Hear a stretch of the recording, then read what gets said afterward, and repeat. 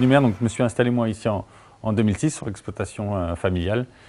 Une exploitation où il y avait à l'origine des vaches, des céréales et puis des vignes en AOC Cheverny. Je m'occupe essentiellement de la partie de la vigne, en culture raisonnée, et puis vinification dans le chai et la vente au domaine.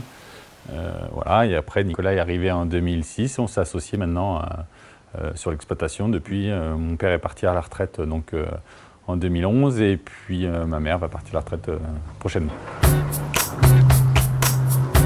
Donc, je m'occupe de la production laitière, donc on a actuellement 100 vaches laitières et puis 50-60 génisses par an. Donc on produit 900 000 litres de lait à l'année, on en transforme à peu près 250 000 litres par an. Et donc la transformation, ça consiste à faire du fromage, de la crème, du beurre, du fromage blanc, de la faisselle, du riz au lait et des yaourts.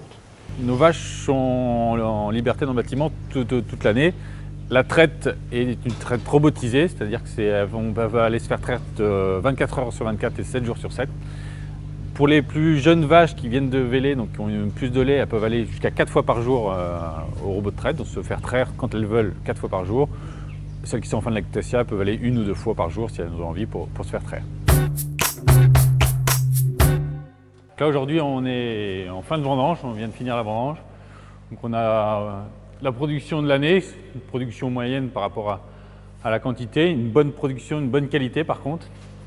Donc on a les rouges et puis le sauvignon là qui est en pleine fermentation.